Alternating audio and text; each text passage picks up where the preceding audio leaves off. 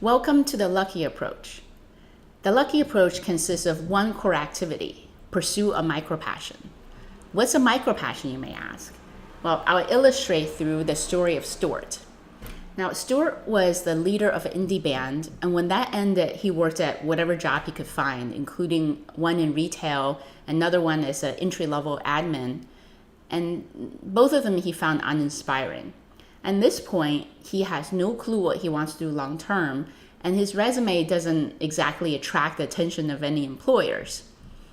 Next, though, he did a micro-passion that changed everything. A micro-passion is a project that satisfies 3 criteria. 1, it can be executed in under a month. 2, you're excited by it. And 3, it can be shared widely. So here was Stuart's micro-passion. Knowing that he loved the arts, he volunteered as an organizer for an arts festival. A few weeks' investment into something he absolutely loves eventually turned into a huge win. Now, part of Stuart's responsibility as an organizer involved speaking with the media about the festival and sharing it with his network. His leadership skills and his love for this community-run festival was on full display in this process. And after it ended, Stuart was courted to run as a candidate for a political party. Now, even though he didn't win, the exposure to government and politics opened new doors. It led to him applying for a job as an executive director for an arts council, and this is a job he has today. And he feels really lucky to have found his way into it. If you go talk to someone who's really happy doing what they do, there's a good chance they'll tell you a story that sounds like this, right? So they will say, well, I did this thing, and then someone asked me to do this, and then this happened, and here I am now. They go through a stream of what looks like lucky coincidences, but the seed of it all is them creating something they love and sharing it with others. That's what started it all. This is at the core of a micro-passion. Now, the 1-month limit is designed to help you come up with something manageable so you don't get overwhelmed. And to illustrate, just think about how many people you know talk about writing a novel but never do it because, well, not because they don't want to, but because the task is too big and too daunting.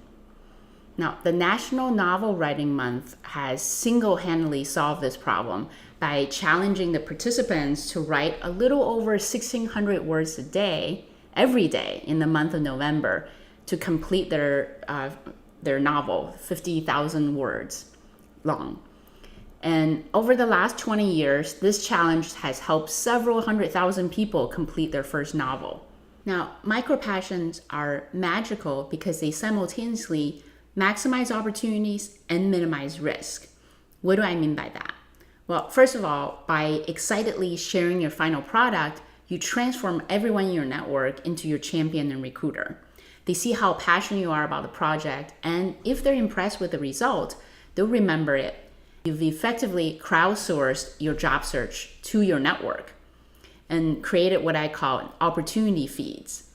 Now, if they hear relevant opportunities, they channel them to you. Now, during that job interview, you can showcase your micro-passion, and then employers see the path of how you got to where you are from that project, from actually doing something and doing something impressive. This is especially true you're changing fields because employers are always asking why and questioning your motives and your commitment.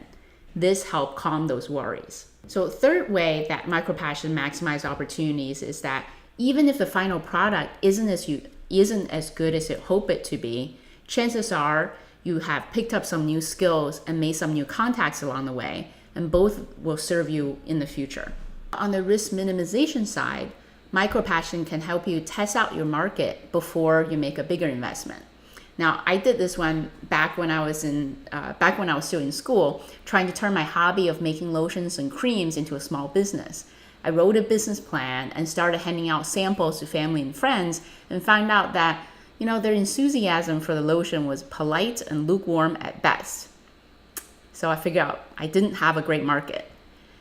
Now, I was able to test out my own interest level as well, because while I enjoyed making creams as a hobby, I just don't love making lotions and creams enough to do what it takes to make a successful business out of it.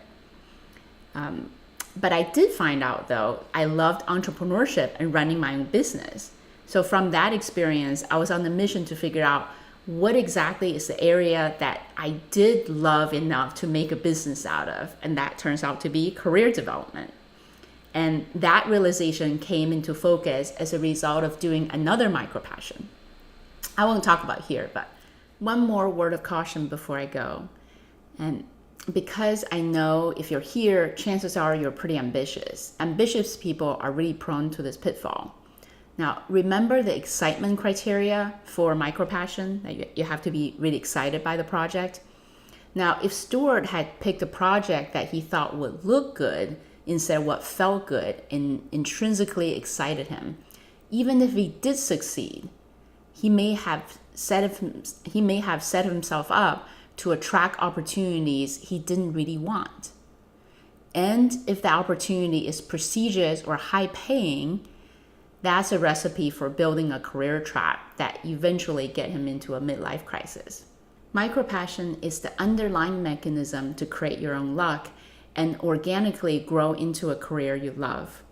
And I can't wait to hear all about the micropassions you take on.